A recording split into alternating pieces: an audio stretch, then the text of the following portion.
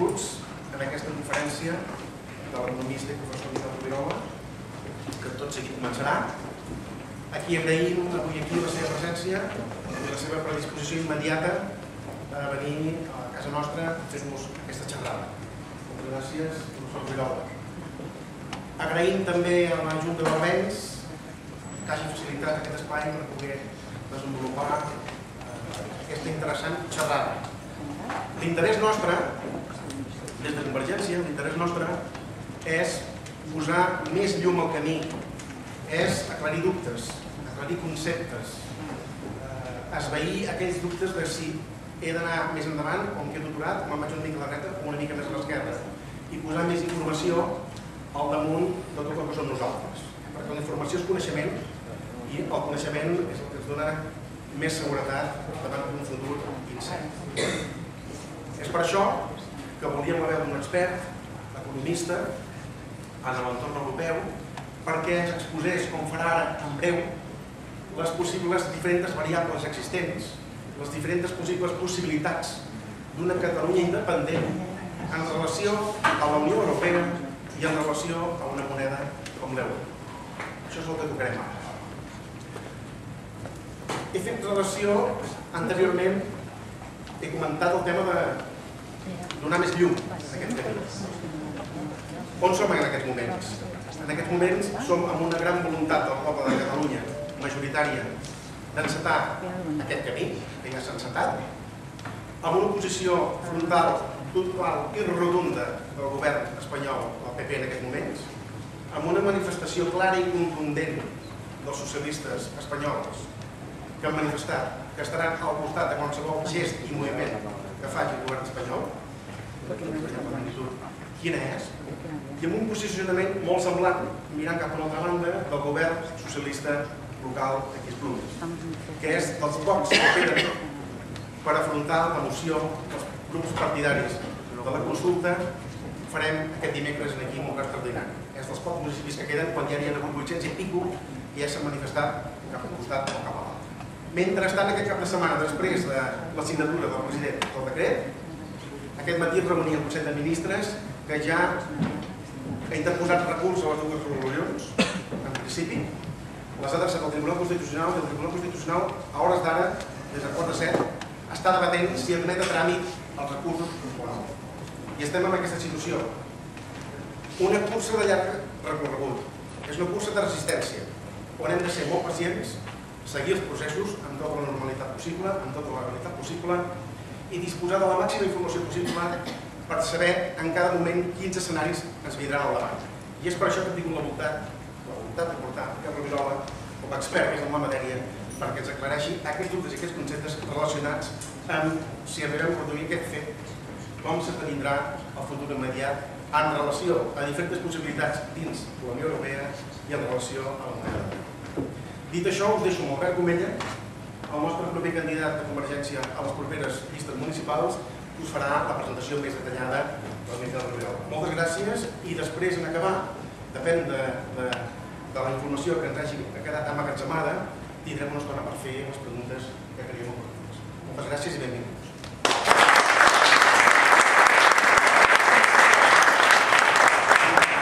Bona tarda. M'heu de dir al fons si em sentiu bé o no. Si no em sentiu bé, aixequeu la veu. Més que res perquè jo vaig baixant el to de veu, vaig escoltant.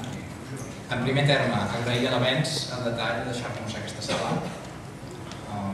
Estem avui aixopluгats, mai millor dit, amb vistes al que està a punt de caure, en tots els aspectes. En segon terme, agrair al professor Miquel Rubirola, que ara es faré una petita ressenya molt ràpida, perquè curta, i llavors després farem alguna pinzellada més. Sobre el tema, crec que, com bé ha exposat Santi Siquier, és d'un interès innegable, sobretot partint de la base de la intoxicació informativa que estem patint, en el sentit que, segons certs partits d'àmbit espanyol, clarament aquí funciona tot de manera automàtica, amb una legalitat que s'han inventat, que ens ajudarà a treure realment l'entrellat d'aquestes mentides i almenys sortir amb un esperit més crític sobre el que s'està dient en el sentit que va tot pim-pam-pum, serà tot molt ràpid. La realitat és que, com molt bé ha dit el president de CDC Esplugues, serà tot molt lent, és una carrera de llarg recorregut, que ens cal, com ha dit el president Mas, capacitat de resistència i molta paciència. Paciència tant en el govern i sobretot amb els altres partits que estem en el tema del dret per decidir, doncs que no s'esquerdi aquesta unitat, perquè el procés serà llarg i aquest és el perill, que en aquesta llarga travessa s'esquerdi la unitat que hi ha en els partits. Per no estendre més sobre Miquel Rovirola, dir-vos que és d'Arenys de Mar, que va estudiar als Salesians, que és llicenciat en Ciències Econòmiques i que ha estat alcalde 2 vegades d'Arenys, en 95 al 99 i del 2003 al 2007. Recentment, el 2009, que tornava a ser regidor, es va jubilar i va deixar l'acte de regidor. A banda d'aquesta formació inicial que us he assenyalat i aquests 2 períodes com a alcalde, ha estat conseller, assessor d'una miríada d'entitats, totes de caire econòmic. Per tant, diguem-ne que ha pogut exercir de manera plena devoció a la societat la seva carrera d'economista. Us citaré només 2 o 3 per donar temps a la persona que realment ha de parlar, que no soc jo, sinó ell. Ha estat economista al Servei d'Estudis de Banca Catalana, però també ha treballat com a director general de l'Institut Català de Crèdit Agrari, ha estat membre del Consell de Redacció de la Revista Econòmica de Catalunya, he vist també molt interessant, ha estat assessor entre el 94 i el 2001 del Consell d'Economia. Molt interessant també ha estat director del programa de la Generalitat de Catalunya per al seguiment de la globalització de l'economia. Vull dir que és una persona que tota la seva experiència, el seu saber l'ha posat al servei de la societat en àmbits amplis, diguem-ne, i amb repercussió. El que ara potser s'anomena en molts casos think tanks, però millor que ho expliqui ell que no pas que ho expliqui jo. Jo, que sempre serà de buides i no pas la versió més vàlida, que és la seva. Moltes gràcies per estar avui amb nosaltres i la paraula és seva.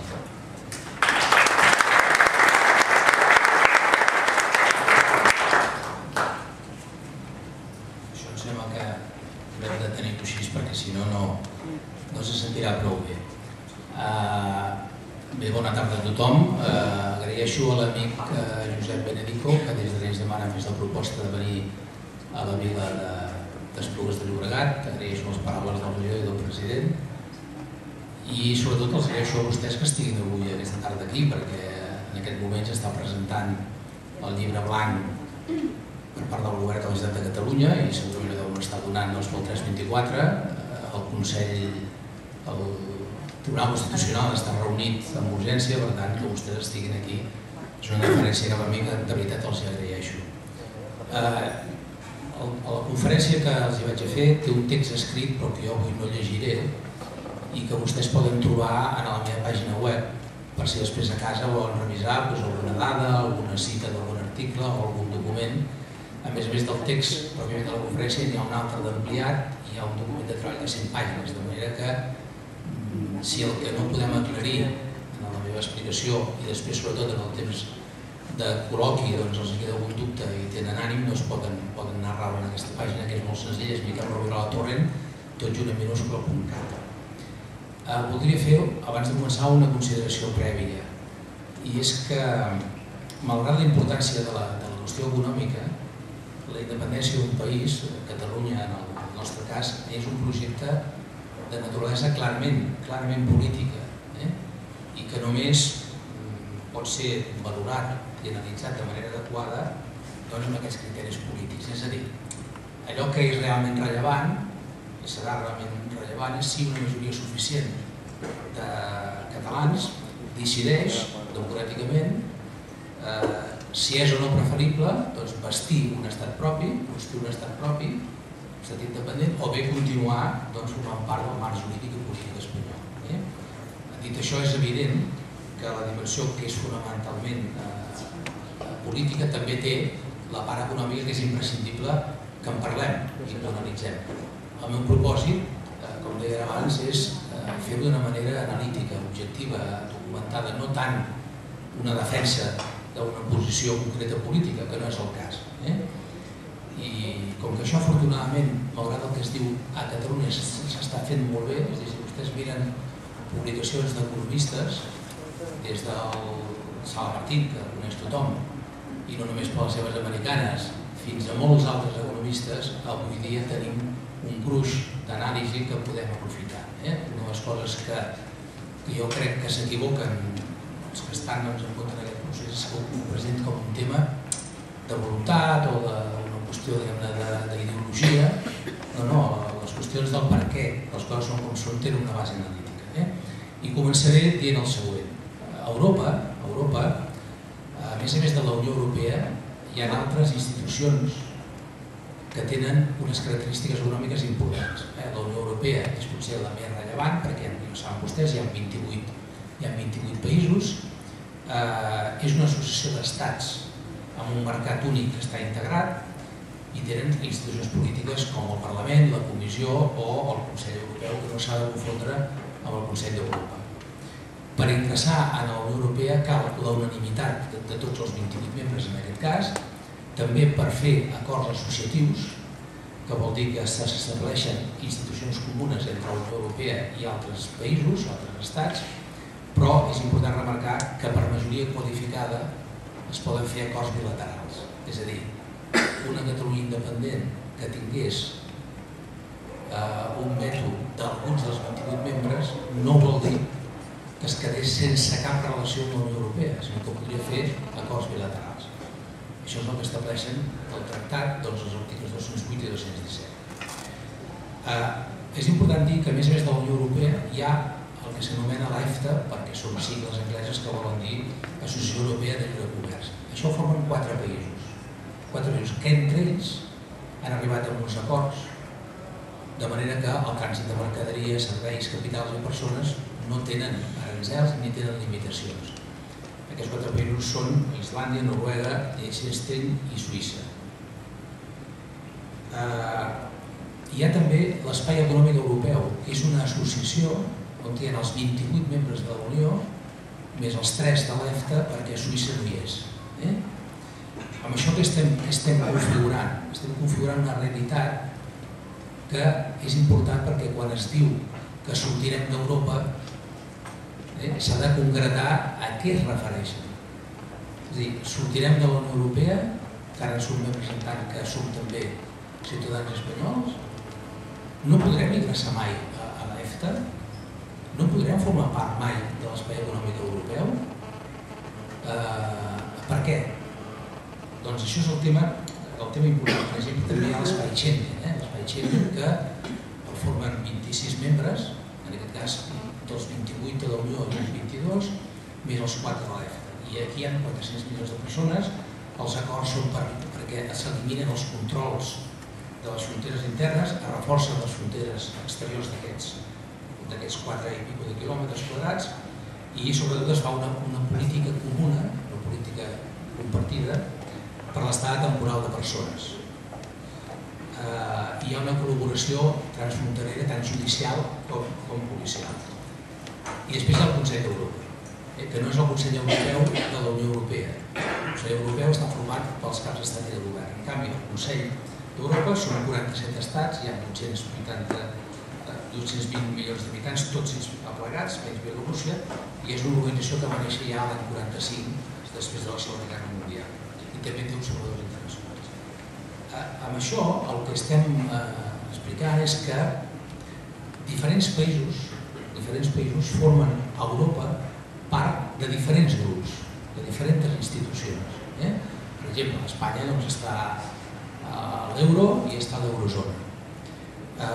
Suïssa està a l'EFTA i a l'Espai Schengen, però en canvi no està a la Unió Europea ni està a l'eurozona. El Regne Unit està a la Unió Europea però no està a l'eurozona ni està a l'Espai Schengen.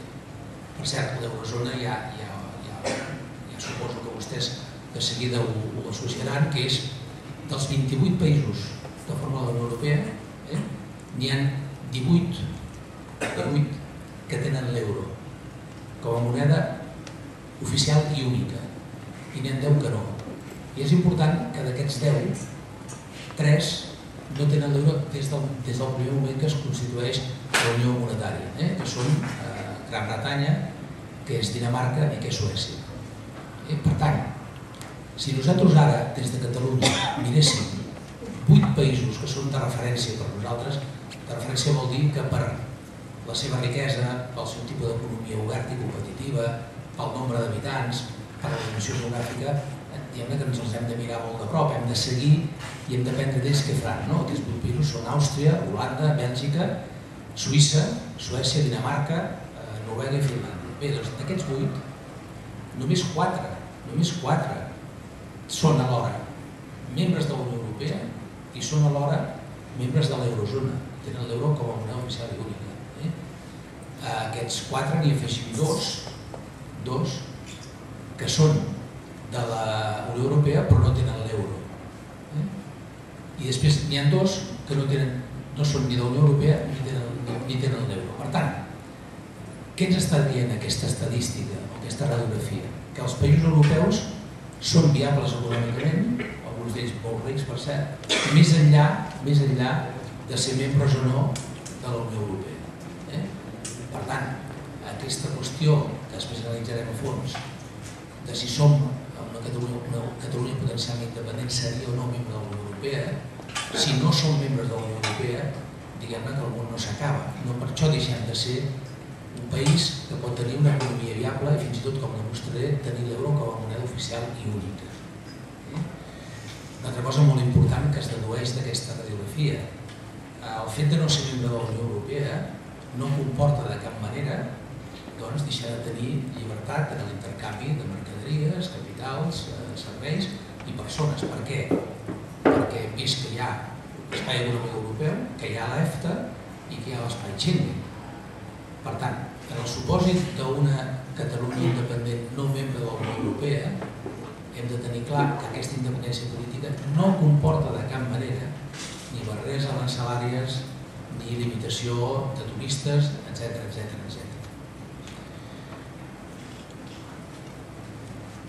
Formulem ara la pregunta. Una Catalunya independent, des del punt de vista jurídic, des del punt de vista dels articles dels tractats de la Unió Europea, ha de ser forçosament exclosa automàticament? És a dir, el fet que un espai d'un país membre, com és Espanya, si Catalunya s'independitza d'Espanya, automàticament queda exclosa de la Unió Europea?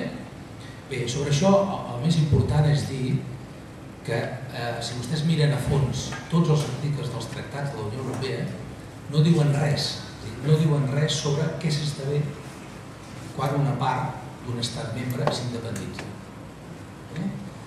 Hi ha un silenci sobre això. Per què hi ha silenci? Bé, perquè és un fet que no s'ha produït mai, té un caràcter excepcional, realment excepcional, és a dir, un territori que s'autodetermina democràticament d'un altre territori, també democràtic, que és membre de la Unió Europea, doncs, com dic, és un fet molt excepcional. I aquest silenci vol dir que no hi ha ni prohibició ni autorització. Això, com els deia, no és la meva opinió, és que és així. Aleshores vostès preguntaran, i com és que hem escoltat d'una manera molt clara el Donau Barroso, el Joaquín Almunia, el Vivian Reding, fins i tot altres acadèmics que diuen que en el cas de Escòcia, ara Escòcia ja no està en el mapa polític per aquesta qüestió que analitzem avui, en el supòsit que Catalunya fos independent quedaria automàticament exclosa de la Unió Europea. Bé, això ho diuen perquè ells fan servir l'article 49 dels tractats, en el qual diuen que per entrar a la Unió Europea s'ha de tenir la unanimitat dels 28 estats membres actuals i que els tractats decauen, és a dir, que automàticament una Catalunya independent, en virtut de l'article 48, els tractats decauen i per tant quedem fora. Deixi'm fer un incís que jo considero molt, molt important, que és quan s'esdevé el fet polític de la independència. Perquè, esclar, una cosa és que ara la consulta del 9 de novembre sortís el sí de manera majoritària L'altra cosa és que si hi ha eleccions plebiscitàries es fes una declaració unilateral d'independència, però no vol dir que comença la independència, ni el 9, ni el 10 de novembre, ni l'endemà de la declaració unilateral. Per què? En el cas d'Escòcia, per exemple, havien establert amb el govern anglès, amb el Regne Unit, el govern britànic, un període mínim d'un any i mig.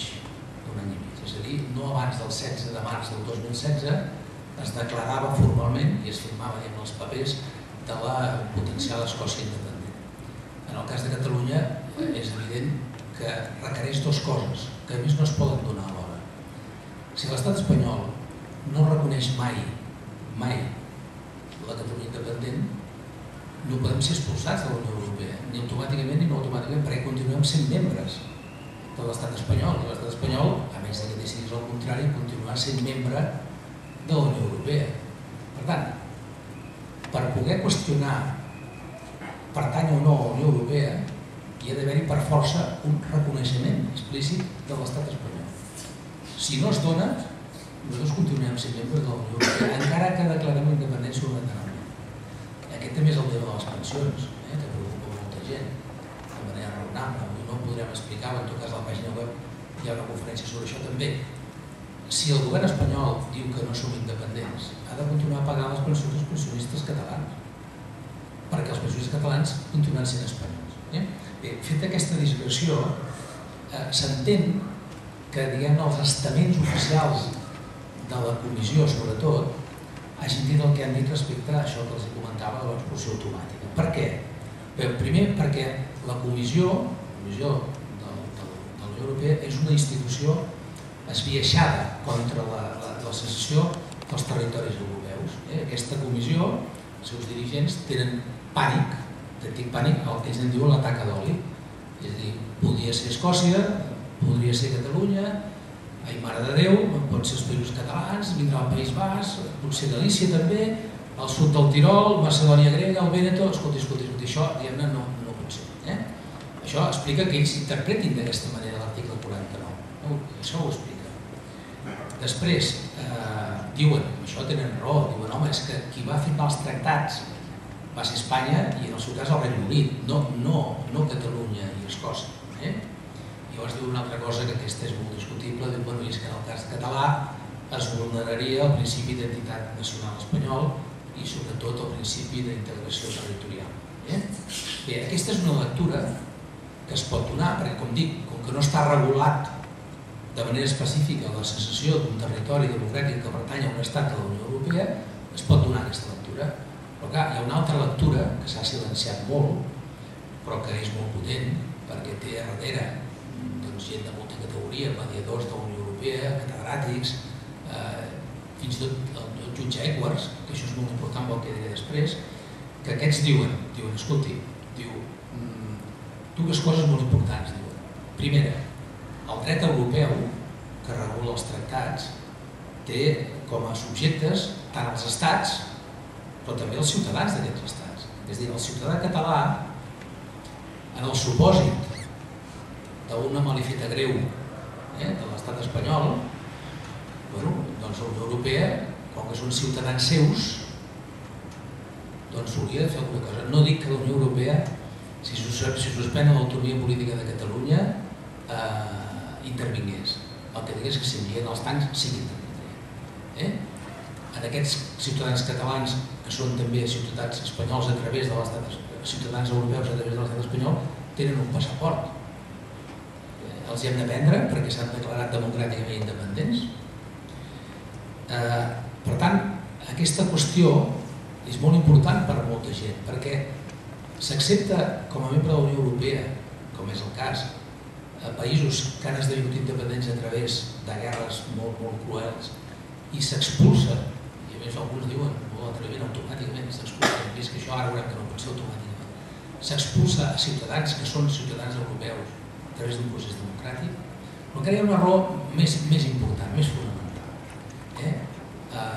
Diuen aquests analistes, diuen els tractats, quan no regulen una cosa, com s'han d'interpretar? Si interpretar tenien en compte dos elements, dos factors. L'esperit, quan es van fer els tractats, amb quin esperit, amb quin concepte, amb quina filosofia, amb quines idees es van constituir els tractats de la Unió Europea. I després, com s'han estructurat, no? Com s'han estructurat. Bé, això és important perquè aquest esperit, com dic, és un ens, la Unió Europea és un ens jurídic i polític d'integració, no només de col·laboració. És a dir, per què es van integrant a la Unió Europea països i no només tenen tractats de col·laboració, que també ara se n'ha fet una molt agraïda? Bé, perquè la voluntat és integrar-los, és a dir, formar una unió. I vol dir que han de ser membres d'aquesta institució, el seu Parlament, la seva Comissió o el seu Consell d'Estat. Això és l'esperit. I després l'estructura general. L'estructura general, hi ha dos articles que són molt importants, el 2 i el 4.3. Diu: la Unió està fundada en el respecte per la dignitat humana, la llibertat i la democràcia, els drets humans, inclosos els drets de persones que pertanyen a minories. En aquest cas és el que estem parlant, estem analitzant. I després diu, d'acord amb el principi de cooperació sincera, la Unió Europea i els seus estats membres s'ajudaran entre si amb un respecte mutu complet i evitaran cap mesura que pugui fer perillar l'assoliment dels objectius de la Unió. Per tant, posar aranzels, obligar a posar aranzels, després veurem deixar de tenir l'euro, tot això no està en l'estructura general ni en l'esperit dels tractats. El professor Carles Boix, que vostès també el deuen conèixer, ell és una persona brillant, està a Princeton aquests últims anys, ha parlat molt de l'article 50, i esclar, a vegades, després del 49 ve el 50, per què no? Els que diuen que automàticament els tractats obliguen a que una Catalunya independent hauria de deixar de ser membre de la Unió, per què no parlen de l'article 50? Què diu l'article 50? Diu el següent, diu, si en aquest cas són estats, com dic, no hi ha referència a territoris que se cessionen democràticament, parlen dels estats, tots, el 48, el 49, el 50, però què diu el 50? El 50 diu, si un estat membre volgués sortir de la Unió Europea, no ho pot fer a la brava, per dir l'expressió. Primer ho ha de notificar el Consell Europeu, que és el govern de caps d'estat i de govern, és a dir, ho ha de notificar. I sota la direcció del Consell Europeu, la Unió haurà de negociar els termes de la sortida. És a dir, un acord de sortida exigiria l'aprovació del Parlament, la majoria qualificada del Consell. Si no, no se'n pot anar. És a dir, França demà no pot marxar, Xipre demà no pot marxar, Portugal demà no pot marxar, Espanya demà no pot marxar. Llavors, els tractats deixarien d'aplicar-se en la data en què s'acabés aquest acord negociat. Ara, si no hi hagués acord, pot ser que no hi hagi acord, diu, només se suspendria els tractats 2 anys després de la notificació de la voluntat de sortida. Per què això? Perquè la Unió Europea és un sistema normatiu extraordinàriament complex, molt delicat, molt vertebrat, molt estructurat entre ell, i és delicat de manera que ningú, inclús Espanya, interessa trencar, i sortir un estat membre és una trencadissa que cal negociar. Es va donar un cas, que és el cas de Groenlàndia respecte a Finlàndia, que va sortir, però hi ha un acord de col·laboració. Van fer un tracte especial, hi ha un tractat especial de la Unió Europea amb un antic membre que al sortir va quedar. Bé, com els dic, per què el que s'ha anomenat la doctrina Barroso deixa de ser raonable? En aquest supòsit, que és el nostre, d'una autodeterminació democràtica, doncs perquè, esclar, ni pot ser automàtica, perquè l'article 50 per assimilació no ho impedeix, i perquè tant l'esperit com l'estructura dels tractats ho fa molt difícil. El Boix és molt taxatiu. El Boix diu, segons el dret comunitari, el tractament d'aquesta qüestió que parlem, de la secessió, en aquest cas de Catalunya, d'un territori d'un estat membre, hauria de fer-se de forma cooperativa i amb bona fe, perquè mantenir la integritat política i territorial de la Unió Europea i els drets adquirits dels seus ciutadans és més important això que segons quines doctrines de dret internacional o segons quines interpretacions legals que puguin fer els estats membres. Ara, un petit incís que jo considero que també és molt important.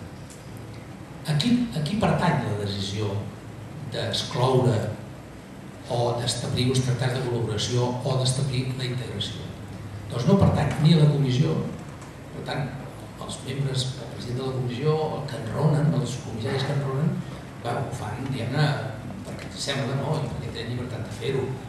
Però ha de quedar clar que en aquest cas només ho poden decidir els caps d'estat i de govern en el Consell Europeu. I en darrer terme, que això és el que acabarà passant jo crec, és en el si del Tribunal de Justícia Europeu. És a dir, qui determinarà amb una potencial secessió de Catalunya versus un estat català independent si serà membre de la Unió Europea. Ara estem parlant de la branca jurídica, després parlarem de la dimensió política. Bé, i és molt interessant el següent. Hi va haver un moment en què això es va complicar molt, perquè el debat va ser molt intens en el Parlament, doncs el Durão Barroso es va veure obligat a dir que, escolti, va dir textualment, i així es figura en el diari oficial del Parlament Europeu del novembre de l'any passat. Diu, no li correspon a la Comissió manifestar la seva posició sobre qüestions d'organització interna relacionades amb les disposicions constitucionals dels estats membres. Només a petició d'un estat membre que detallés una situació concreta, la Comissió expressaria la seva opinió sobre les conseqüències legals d'aquest cas. I això no s'ha produït mai. Sí que aleshores, a partir d'aquí, van demanar un informe pel cas escocès, que no s'ha produït i que en aquest cas tampoc serà necessari. Però tot això el que els vull dir és que no hi ha una regulació específica dels casos de secessió interna, d'ampliació interna. No pot ser una expulsió automàtica per la pròpia característica dels tractats de la Unió i per tant, què estem? Estem, a més d'un cert trencaclosca jurídic, sobretot amb un debat polític, de naturalesa política. Molt nou, molt inèdit, pel que ja he dit, però que és important tenir en compte que sempre que s'han produït no situacions idèntiques, perquè com dic això no s'ha produït, són inèdites, però sí similars. Sempre, diguem-ne, la negociació política ha tingut en compte el pragmatisme. Què vull dir amb això? Vull dir que quan l'any 57 els de la Unió Europea, la CECA, va tenir entre mans la zona francesa del Sarre, que la va incorporar a la República Federal, van tenir un debat polític.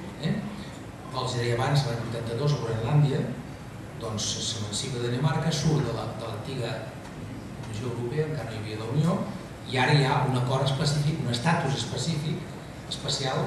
Hi ha el famós cas de l'any 90 de la República Federal Alemanya i la República Democràtica Alemanya. Vostès pensen que l'any 90 el conseller Kohl, el seu govern i els alemanys de l'Alemanya Federal s'atreveixen a incorporar ni més ni menys que 16 milions d'habitants i amb una economia que portava 40 anys centralitzada, que era l'antítesi d'una economia oberta de mercat, que és una de les condicions que posa la Unió Europea per poder ser un estat membre.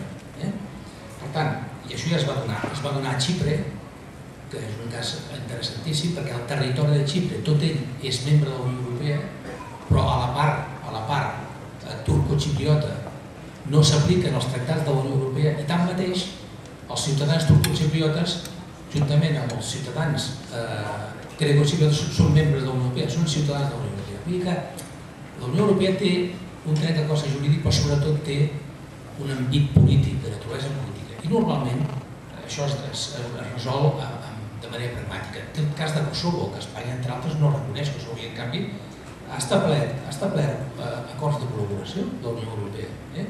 I el cas d'Ucraïna és el darrer. Bé, què vull dir amb això? Vull dir que al final hem d'anar a parar, després d'aquesta lectura jurídica, a la part, diguem-ne, d'escenaris polítics. Vostès ja saben que se n'han dibuixat bàsicament 4. Jo, per fer-ho de manera gràfica, potser no molt precisa, però em sembla que ajuda. Han d'imaginar-se vostès un edifici, un bloc molt gran de pisos, que hi ha 50 pisos o 40 pisos, i ara n'hi ha 28 ocupats. Fins fa poc, els que estaven en el pis 9è, que era el Regne Unit, i tenien a la secció 18, que és el dia que van votar a Escòcia, aquests volien anar al pis 29. Els escocesos van decidir que no volien anar al pis 29, però si haguessin anat, simplement haurien continuat pertanyent a la Unió Europea. I ho tenien difícil, perquè Escòcia demanava dues coses excepcionals. No només ser membre de la Unió Europea, sinó tenir la lliure cosa que ara és obligat tenir l'euro si és membre de la Unió Europea, i a més no tenir l'espai Schengen, no ser membre de l'espai Schengen. Però tanmateix ells creien que ho podien aconseguir. A Catalunya, que devem estar, si és el novembre és el mes 11, el dia 9 és el secció 9, i nosaltres estem ara al pis 11, secció 9, i no podem passar al 29. Podrem passar al 29? Aquest és l'escenari de pertinència. Diguem-ne que canviem els mobles i ens anem al pis de dalt. O bé no. O bé hem de fer una cosa, que és agafar les maletes, baixar al vestíbul una temporada. Vol dir que la Unió Europea estableix un acord d'adhesió fet a mida amb la Catalunya independent. En allà continuen totes les característiques dels tractats, menys que els catalans no poden tenir diputats al Parlament, no poden tenir membres a la Comissió, no poden tenir cadira en el Consell Europeu de caps d'estat i govern, no poden estar a Banc Central Europeu. Però tot l'acord, que està fet a mida, de jure no som membres de la Unió Europea, però de facto sí. Aquest escenari jo crec que és el que té més probabilitats, perquè té dues característiques. Un és molt important, estalvia, entre cometes, la vergonya del govern espanyol d'haver de signar, cosa que no li feia vergonya al govern britànic, de firmar aquesta secessió. Però per nosaltres té l'avantatge que és com una porta giratòria, és a dir, representa que sortim però després tornem a entrar com als hotels, és a dir, no acabem d'anar al carrer. El tercer seria el del carrer, que ens posem a la cua i allà estem a la cua amb qui? Amb Montenegro, Sèrbia, Macedònia i Turquia. Islàndia ha sortit d'aquesta cua. Clar, alguns diuen és molt fort això que els catalans, perquè han votat democràticament, estan a la cua després de Turquia. Això sobta, no? Però és un escenari possible. I l'altre, que jo no el contemplo de cap manera, ni tampoc avui ho presentarà el Consell de la Transició Nacional aquest dia blanc, que és que fóssim exclosos i el bloqueig, en aquest cas d'Espanya i altres estats, seria de tal manera que no se'n perdria, és a dir, quedaríem fora de qualsevol consideració de ser membres de la Unió Europea. Per què crec? Això és una opinió personal, el que diria és més analític, però l'opinió personal és personal. Per què crec que aquest escenari segon de fer a mida un traje per la Catalunya independent convé a tothom? Per què? Bé, perquè, clar, no escapa a ningú, i a Espanya tampoc, que a Catalunya, si vostès miren els indicadors, producte interior brut, renda familiar disponible, Catalunya és un país que compta. És a dir, si Xipre podia desestabilitzar la Unió Europea, la Catalunya que vagui pels espais siderals, com diu el Margallo, això és un problema. Per què? Perquè és una economia important. Pensa en una altra cosa. A vegades ens ho mirem només a la frontera política, però si vostès miren un mapa en el pàgina web, un mapa de nit, des de València fins a Lió, veuran que hi ha una zona, que és l'Eurosúmbel, que és una regió en la qual tot el que són els països catalans són la base, el 80% d'aquesta regió. Aquesta regió és la número 16 en regió econòmica del planeta. I hi ha 25 milions d'habitants. Per tant, aquesta economia catalana, del Principat, no és una coseta per dir, escolta, però fa arancels, és que no pot ser. No pot ser. Segon, si mirem les empreses multinacionals, algunes d'elles, per exemple, la Novartis suïssa, que és farmacèutica, exporta des de Catalunya el 90%. El 90%. La Renault Nissan francesa exporta el 75%. La Solvay belga exporta el 90%. La Seat Volkswagen exporta el 75%. A aquesta gent els posarem arancel. És que no és entenedor perquè tantes coses d'una manera innecessària, perquè repeteixo, jurídicament no obliguen els tractats, es perjudica tothom mútuament. I per què s'han de perjudicar tothom mútuament? Els farà gràcia, per exemple, el Q3 de l'Audi, que el fan a Martorell, les peces i tot el know-how ve d'Alemanya, d'Hongria i de la República Txeca. Un altre tema que és molt gràfic. Per on van les mercaderies des d'Espanya cap a Europa? Pau Junquera i per Portbou. Els espanyols tindran dues fronteres i hauran de pagar aranzels. Ells mateixos es castigaran d'aquesta manera perquè Catalunya és independent. Ells diuen no, és que farem un corredor central que travessarà el Pirineu, anirà a parar des d'Irun. Bueno, això sàpiguen, que val 6.000 milions, que requereix 30 anys fins al 2030 si ho fessin ja, i que a més tenen un problema, quan arriben allà no tenen cap autopista ni tenen cap línia de ferrocarril. I això és així, no és únic. Bé, el que els deia, d'aquestes 5.300 empreses multinacionals que hi ha a Catalunya, doncs el 63% tenen més del 50% en capital estranger. Bé, hi ha el tema de l'euro, que en parlarem tot d'una, i després hi ha el tema del deute públic, és a dir, què passa amb el deute públic espanyol si l'estat espanyol no reconeix Catalunya, però a la vegada Catalunya no vol pagar. El titular és el Regne d'Espanya, no és l'estat català ni la Catalunya actual autonòmica. Per tant, el tema del deute públic és un tema que, evidentment, en una negociació pesarà molt, no? Aquestes raons pragmàtiques i específiques són les que jo crec que es decantaran en el moment de la negociació política. Parlem una mica de l'euro. L'euro, diverses coses a dir. Una ja els he esmentat, que no tots els 28 membres de la Unió Europea tenen l'euro. N'hi ha 10 que no tenen l'euro. D'aquests 10 n'hi ha 7 que tenen un calendari. És a dir, Croàcia, Lituània, Hongria, Polònia, que per cert alguns d'ells el van retardant, però fins al 2019, fins al 2018, fins al 2015 no estan obligats a tenir-lo. Però sobretot n'hi ha els tres paradigmàtics, Gran Bretanya, Dinamarca i Suècia, que no tenen l'euro. Per tant, hi ha països de la Unió Europea que no tenen l'euro. Segon, hi ha països que no són de la Unió Europea i tenen l'euro com a moneda oficial i única. Alguns d'ells sense acords, la tenen de manera pròpia, sense acords, com és el cas de Montenegro i Kosovo, però d'altres tenen acords específics, des del Vaticà, San Marino i sobretot Andorra i sobretot a Mònaco, que Mònaco és una potència financera. La seva economia no és comparable a l'economia catalana, que són molt més importants, però sí des d'un punt de vista financer. A part d'això, hi ha altres països, molts altres països, que comparteixen la seva moneda pròpia amb l'euro. És a dir, l'euro, ús diari de l'euro, 334 milions d'europeus, 210 milions que no són europeus. Per tant, això ja ens està indicant que hi ha moltes modalitats respecte a qui té l'euro i qui no el té i com. Bé, en el cas nostre, d'una hipòtesi no membres de la Unió Europea, ens hem de plantejar què ens passaria.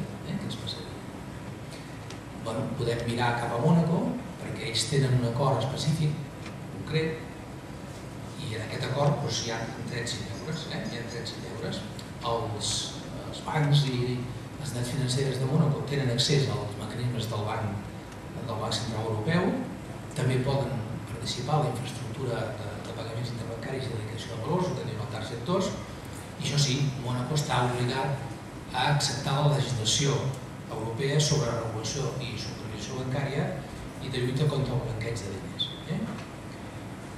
Si l'estat català no fos membre de la Unió Europea, la Caixa i el Banc de Sabadell no podrien accedir a la liquiditat del Banc Central Europeu, no podrien participar en aquest intercanvi del mercat interbancari i en el de transformació de valors en tants sectors. Bé, la resposta és que sí. Per què? Perquè a data d'avui hi ha bastants bancs que no són ni tan sols europeus, per exemple el Citibank americà, per exemple el Banc de Tòquio, per exemple el Mitsubishi, que ja estan a Europa, tenen la seu al Japó, a la Xina o als Estats Units, i que participen en aquests mecanismes de l'eurozona. Com ho fan? Ho fan a través de la sucursal. Aquesta sucursal s'anomena entitat de contrapartida, ha de complir uns requisits, per exemple el 1% dels seus passius ha d'estar al Banc Central del país, I a partir d'aquí, la seva solvència pròpia, doncs, tenen el mateix que tenen els bancs que formen part de l'Europa. El BBVA ho està fent des de França, el Santander ho està fent des d'Alemanya. Per tant, sí que Catalunya independent tindria l'euro, perquè ja hem vist que no interessa a ningú no tenir-lo, més que suposaran-se a les multinacionals, als turistes, etc. I segon, a través d'unes sucursals, la Caixa o el Sabadell podrien fer-ho des d'Espanya, des de França, des d'on vulguin. Podrien tenir aquests acords d'accés al banc de crèdit europeu. I segurament, en un termini molt curt, això sí, en aquest període de negociació política, doncs nosaltres podríem tenir segur, amb molta facilitat, un acord similar al de Mònaco. I si fóssim membres de la Unió Europea, llavors pertanyeríem directament al que és el Banc Central Europeu. Una particularitat que no he esmentat abans és que en aquest pragmatisme tinguem en compte que Catalunya és contribuïdora neta de la Unió Europea, és a dir, els pagaments que nosaltres fem a Espanya i a Espanya a la Unió Europea, que després es reverteixen fons de la Unió Europea cap a Espanya, nosaltres paguem més del que rebem. És a dir, no som un país que demanem incorporar-nos a la Unió Europea i aquests que ens rebaran ens han de donar diners, no, és que ens reben de nosaltres. El saldo és de 1.400 milions positiu per a la Unió Europea. Bé, hi ha encara un tema, si m'ho permeten, potser 5 minuts més, que és un debat que està creixent i que serà interessant que el tinguem en el país. Hi ha molta gent que diu, escolta, i per què no deixem l'euro? Per què no deixem l'euro? Si ja hem vist que Noruega no té l'euro, Suïssa no té l'euro i va bé. Si hem vist que Dinamarca no té l'euro, que la Gran Bretanya no té l'euro, per què nosaltres sacralitzem d'alguna manera tenir l'euro?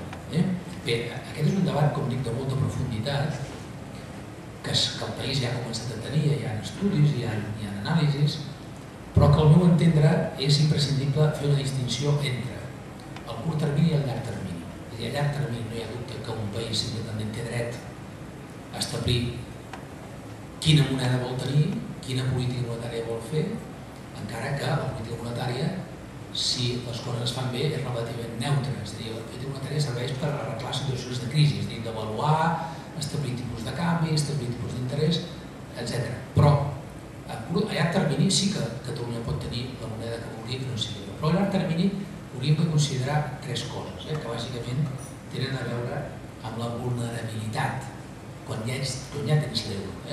Sala Martín fa una imatge gràfica molt interessant. Si tu tens 2 ous d'usos, 2 ous frescos, tu pots decidir fer un ou dur, fer 2 ous ferrats o fer la truita del francès. Ara, un cop t'has fet l'ou dur, la truita del francès o l'ou ferrat, el que no tindràs mai ja és els ous frescos. És a dir, no es podrà recuperar. Nosaltres què ens passa? Que tenim l'euro des de fa uns anys. I la meva opinió personal és que seríem molt vulnerables a curt termini perquè el tipus d'interès, el tipus de canvi entre la moneda nostra, la pesseta catalana, diguem-ne com vulguem, i el tipus de canvi, i sobretot l'oferta de crèdit bancari, podria ser un autèntic sotrac. Per tant, no és que Catalunya no pugui tenir la seva moneda pròpia, si així ho vol, fora de l'euro, però a curt termini, ara no sé aquest termini si són 5, 10 o 15 anys, però a curt termini seria complicadíssim, perillosíssim i molt fràgil la nostra economia si depengués d'una moneda. Bé, doncs 5 minuts de llegir conclusions, perquè així ho refresquem i entrem en el col·loqui. Bé, com els deia, a Europa, a més de la Unió Europea, hi ha altres espais econòmics i polítics, com l'EFTA, l'Espai Econòmic Europeu i l'Espai Civil. Països amb estructures polítiques i econòmiques d'interès per a una economia independent, com són Noruega o Suïssa, no són membres de la Unió Europea. El nou estat català podria ser membre de l'EFTA, de l'Espai Econòmic Europeu, en cas de no ser membre de la Unió Europea. No és veritat que en una Catalunya independent no membre de la Unió Europea hi hagi per força aranzels i no existeixi llibertat en l'intercanvi de mercaderies, serveis i el trànsit de persones. No té cap interès, ni tan sols per a Espanya, sofrir perjudicis mutus i nacionals innecessaris i, per tant, trencar aquest statu quo de la llibertat d'intercanvis. Tampoc la independència de Catalunya comporta de cap manera abandonar l'euro com a moneda oficial i única.